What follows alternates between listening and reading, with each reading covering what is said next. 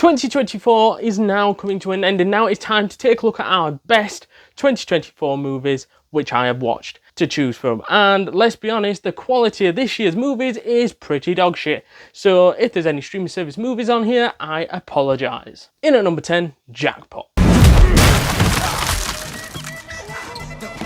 10%.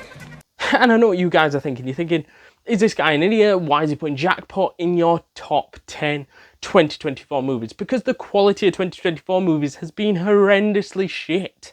Let's be honest. I think though that I have watched a lot of films like Joker 2 and Ghostbusters at the start of the year, but none of them are as good as a streaming service movie of this caliber. That is embarrassing, because even Jackpot, in my opinion, wasn't brilliant, but it managed to get on my top 10 because of how weak the normal movies were this year, probably because of the writer's strikes, and probably because most stuff's been pushed back to 2025 and 2026. So most of this year has been one or two big hit movies, and then that's fucking it. So if I'd have watched another one of those big hitter movies, we might have not been talking about Jackpot being on this list, but let's be honest. But let's talk about the good things of Jackpot. I think it's a great action movie. It's funny. I think it brought something different to movies this year. It was quite unique for bringing Purge meets you just winning the lottery, and it's a cool dynamic of you trying to keep hold of your money. If you win for 24 hours, if you get killed, then the next person has that same thing, or that bounty on their head, or if they kill them, they can get that money. It's a very interesting concept. John Cena in it, the woman out of Shang-Chi. I think there's such a great dynamic there.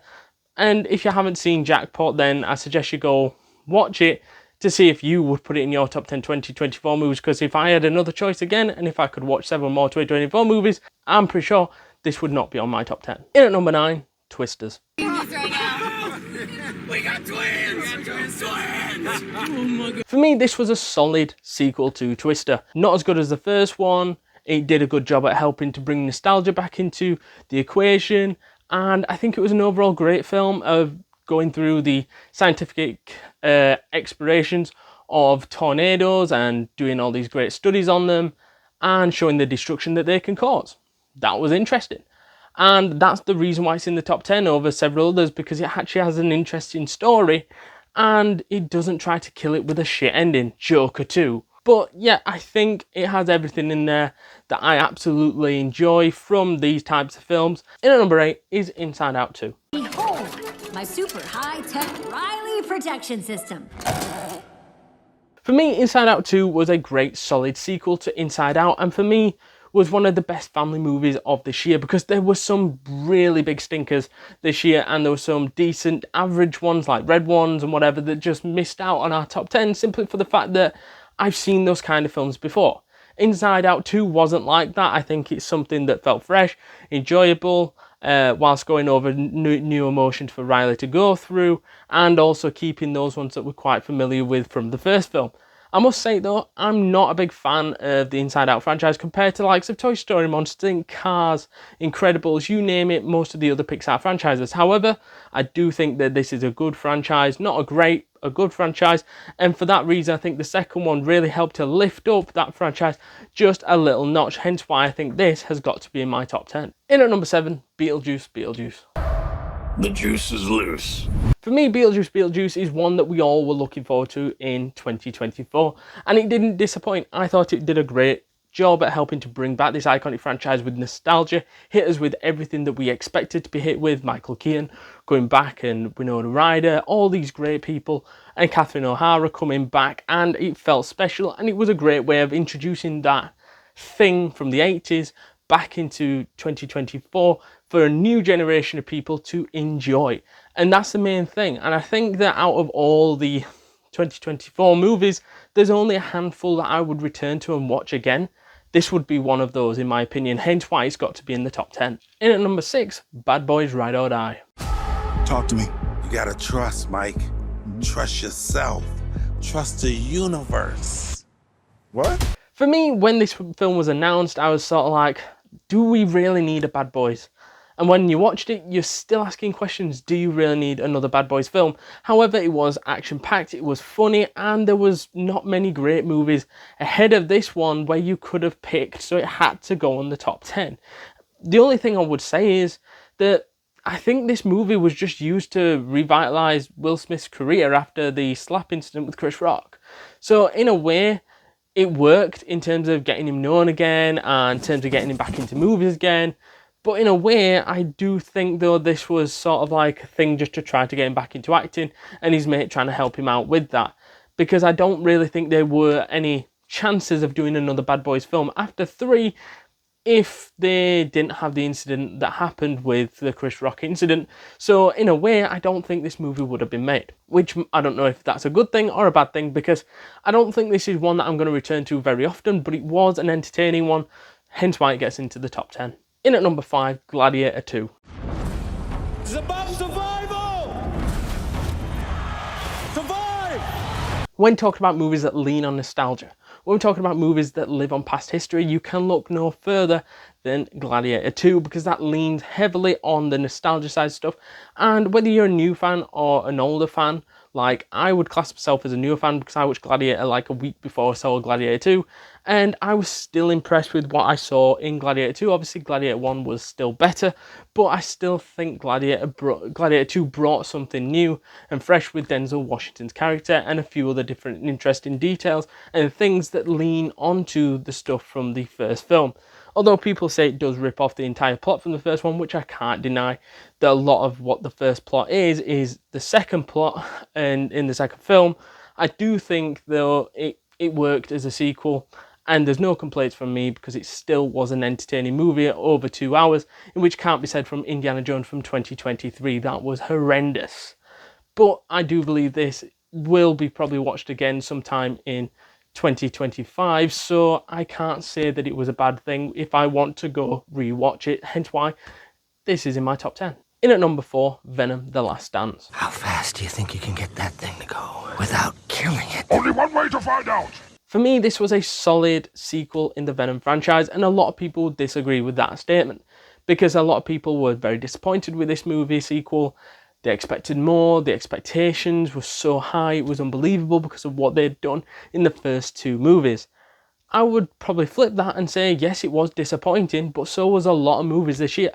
Red 1 had all the hype building up to it with J.K. Simmons, The Rock, Chris Evans in, and was a bang average movie. And there were several of those across the board. Joker 2, massively disappointed, and the ending was shit. I think, though, that Venom, the ending actually made sense, and you know what? I think simply for the ending and the movie going as a whole, I think it was a solid movie. And even though it weren't as good as the first Venom film, I think you could argue that it's better than the second film. And I think for that reason, I think it's one of those as well that I think I'll go back and rewatch. Whereas a lot on this list, I'm not going to lie, I would probably not watch again. In at number 3, Kingdom of the Planet of the Apes. What a wonderful day. Yeah, for me, not a bad sequel in the Planet of the Apes franchise, just a solid movie. Nothing really went wrong. Nothing was over the top, classic and great about like what the original trilogy from even the 60s or even from the 10s was. I think this did a good job, and I don't remember anything being terribly bad about this film. Unlike on this list, you could say there was something bad about Venom, there was something bad about Jackpot, there was something wrong about this film or that film. There wasn't anything that I can remember in my head where I was like, oh my god, that was terrible in Kingdom of the Planet of the Apes. Let us know down in the comments down below, but I think it just did a flat line all the way through the film where you was like, oh, this is a solid film, solid sequel. In at number 2, Terrifier 3. Over it's fine. Yeah. Hi, yes, that's me, guilty as charged.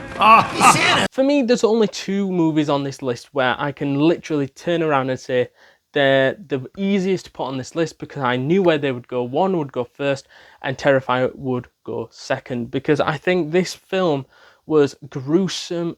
It exceeded my expectations of what I expected, because people turn around and say it was the goriest movie of all time. I was like, yeah, good one. People are saying it's one of the best modern horror movies of all time. I was thinking, yeah, good one. And when you're saying good one and then you're watching it for yourself with your own eyes, and then realizing how gory this film actually is, then you suddenly regret saying what you said about it.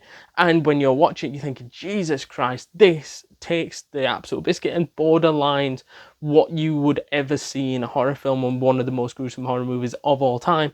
And for that reason, that stunningness, and it was also the movie that really made Art the Clown probably in that mix of a Freddy Krueger, Jason Voorhees, as these amazing horror villains, iconic horror villains, and it definitely cements himself in that position. And I think this terrifying movie was the best in the three. Obviously, people can disagree and say it was 2 or 1, but for me, I think this one was the pinnacle. Before we jump back into this video, guys, please do us a massive favour and smash that subscribe button, because you do not want to miss a thing this week, next week, and the week after, because we've got tons and tons of content planned for you guys. And you can do us a massive favour by smashing that subscribe button, joining the community, getting updates to all the latest videos, from the YouTube shorts to the actual videos. It is well worth it, completely free, and you will not regret it. In at number 1, Deadpool and Wolverine. I mean, you lied to me. You don't have a fucking clue if they can all be fixings, do you? No, I mean... No! Fuck! Obviously, there was only one movie going in this position. Bear in mind, I haven't seen like Dune 2 and several of these other bigger movies that people claim is the best movie of 2024. I can only go on by what I've watched, and Deadpool and Wolverine takes that top spot in my opinion, because it got a load of people going to the cinema to watch something, even though they're not superhero fans. They knew this was going to be an absolute great film. This was the Oppenheimer of 2024. Everybody who were Marvel fans, everybody who weren't Marvel fans, went to go watch Deadpool and Wolverine and were not disappointed, because it did everything it possibly could to entertain fans, to entertain non-fans, to entertain everybody, cinema goers, everything. Everyone was delighted as far as I'm aware, because it just did everything right. It was the perfect superhero movie, and it showed us that Deadpool in the MCU can work under this R-rated, and R-rated movies are back in a big fucking way. And I think that as a whole, it just showed us that the MCU isn't done, that they can churn out good quality superhero movies. And this would have easily jumped in my 2023 top 10, or even top 5 for that matter, because it was that good. And I think that we haven't seen a superhero movie like this in a long time, probably going back to like No Way Home levels, or if you count in the animated Spider-Man, probably Across the Spider-Verse was the closest one you could compare it to in terms of that absolute great fucking superhero movie, which we just haven't seen in a long time. And I think this really brought back that superhero genre that we grew to love. And if you haven't yet seen our Happy Feet movie review, go and check that out right now.